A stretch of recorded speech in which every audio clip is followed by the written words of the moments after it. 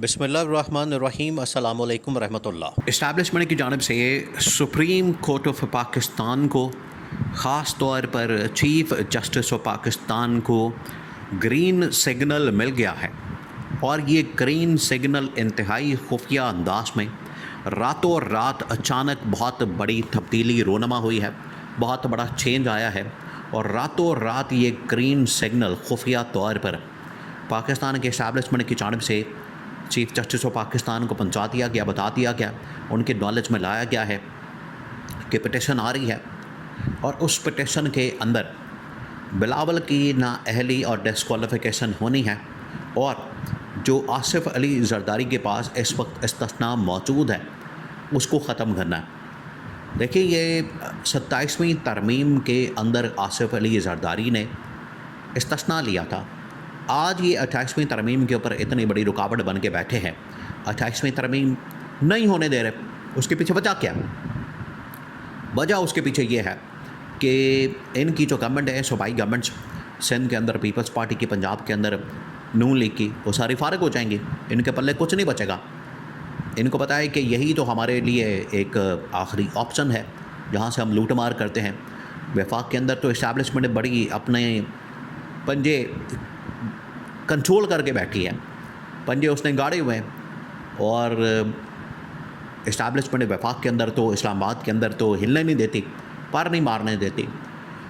इस वजह से इनको पता है कि हमारे पास जो लूट मार का ज़रिया है वो अब हमारे पास सूबाई गवर्नमेंट्स हैं। 28वीं तरमीम के अंदर सूबाई गवर्नमेंट्स का ख़ात्मा और सूबाई गवर्नमेंट्स के बजाय निज़ाम, बल्दियाती निज़ाम कायम करने की बात की गई।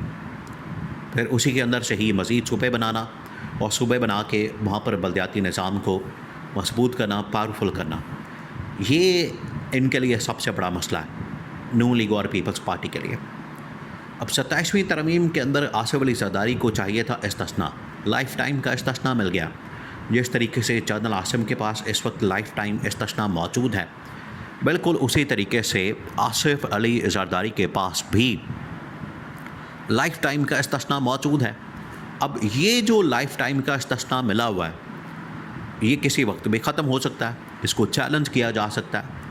यही तो सबसे बड़ा कार्ड खेला, यही तो सबसे बड़ा काम किया, यही तो सबसे बड़ी जो इन्होंने इस्टेब्लिशमेंट ने एक चीज़ अपने पास रखी, वो ये थी कि इस्टेब्लिशमेंट ने अदलिया को या आईनी अदालत को या सुप्रीम कोर्ट ऑफ पाकिस्तान को अपने कंट्रोल में रखा कि जब चाहें यहाँ से हम अपनी मर्ज़ी का फ़ैसला करवा लें, जब चाहें यहाँ से अपनी मर्ज़ी का डिसीजन करवा लें। अब वो वक्त आ गया, स्टेज आ गई, वो टाइम आ गया। अब होने क्या जा रहा है, देखें, नवाज शरीफ ने वहाँ पर तकरीर की, नवाज शरीफ ने वहाँ पर इनकलाबी बनने की बातें की, मुझे क्यों निकाला, और एक बार फिर इस्टेब्लिशमेंट के ऊपर हमला किया। नवाज शरीफ को मुझे क्यों निकाला, ये जो कहानी सुना रहा था, अब यहाँ से मुस्तकिल ही निकाल दिया, मुस्तकिल ही उसका पता साफ़ कर दिया। ये जो कह रहा था ना कि मुझे क्यों निकाला, अब जाके लंदन के अंदर अपने कमरे में, फ्लैट के अंदर ये रोए और वहाँ पर रोना पिटना करे, मुझे क्यों निकाला। पहले तो यहाँ पर गवर्नमेंट से निकाला, अब मुल्क से निकाल दिया। तो ये जितनी बार इनकलाबी बनेगा, इसके साथ यही होगा। अब बिलावल की बारी आ गई है। बिलावल ने भी, आपको पता है, बड़ी तकरीरें की वहाँ पर जाके। बिलावल ने भी जाके वहाँ पर इनकलाबी बनने की कोशिश की, बिलावल ने जाके वहाँ पर इनकलाबी बातें करने की कोशिश की और कहा कि मुझे कोई नहीं हिला सकता, हमें गवर्नमेंट से कोई नहीं निकाल सकता, मेरे बाप को, आसिफ अली जरदारी को कोई नहीं हटा सकता, हमें सिंध गवर्नमेंट से कोई नहीं निकाल सकता, हमसे कोई तरमीम नहीं करवा सकता, 18वीं तरमीम हमारी रेड लाइन है। ये तमाम बातें ये आपने सुनी है। अब ये इस्टेब्लिशमेंट को पता चल गया और इन्होंने कहा है कि ये बिलावल किस तरीके से, बिलावल किस मुंह से ये बातें कर सकता है। बिलावल को लाने वाला हम, बिलावल को तो सही तरह से अभी उर्दू नहीं आती, बिलावल को तो सही तरह से अभी किसी मुल्क के, किसी शहर के नाम का नहीं पता, बिलावल तो अभी किसी शहर के अंदर घूमा नहीं, बिलावल का तो अभी किसी पूरे शहर का सही तरह से पता नहीं, और बिलावल आके इतनी बड़ी बड़ी बातें करके, बढ़ के मार के, इस्टेब्लिशमेंट के ऊपर हमला करके ये प्रेशर डालने की कोशिश कर रहा है। अब बिलावल की डिस्क्वालिफिकेशन बिल्कुल तैयार है।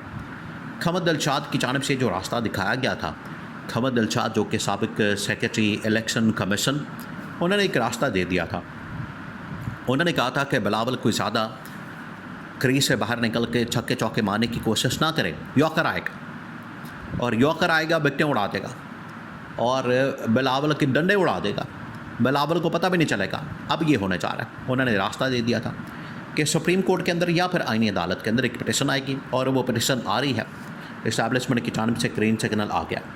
वो पिटिशन ये है कि बिलावल के पास पीपल्स पार्टी पार्लियामेंटेरियन और Peoples Party Pakistan Peoples Party के दोनों ओहदे मौजूद हैं। एक का सदर है, एक का चेयरमैन है। ये दोनों ओहदे एक ही टाइम पे नहीं रख सकता।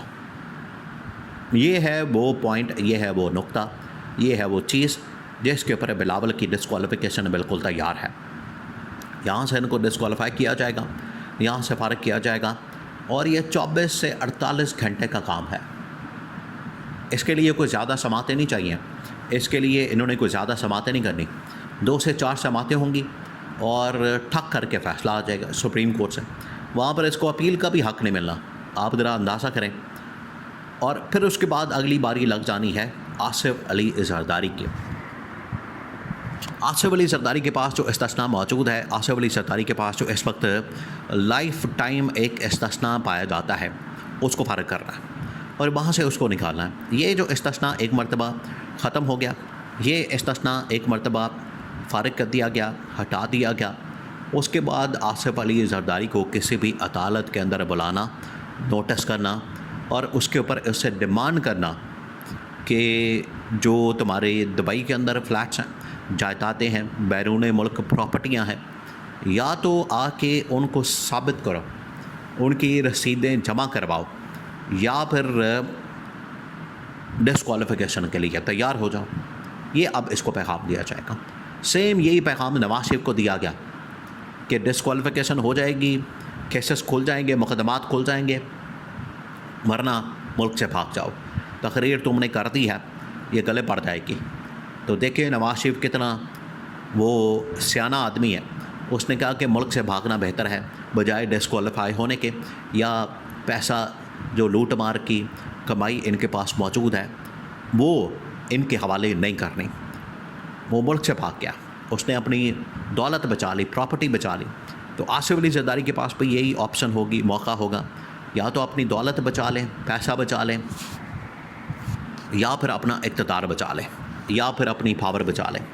तो ये आसिफ अली जरदारी के पास भी ऑप्शन है। इमरान खान का केस इसलिए मुख्तलिफ है क्योंकि इमरान खान को अपने पैसे की, प्रॉपर्टी की, बैंक बैलेंस की फ़िक्र नहीं होती। आज जितनी भी प्रॉपर्टीज़ हैं इमरान खान की पाकिस्तान के अंदर, बाहर तो कोई है नहीं, सब कुछ जब्त किया हुआ है। इमरान खान को इस बात की फ़िक्र नहीं, लेकिन इनको क्योंकि जायदाद की, प्रॉपर्टी की बड़ी फ़िक्र होती है, इस वजह से ये इस्तीफ़ा देना पसंद करते हैं, मुल्क से भागना पसंद करते हैं।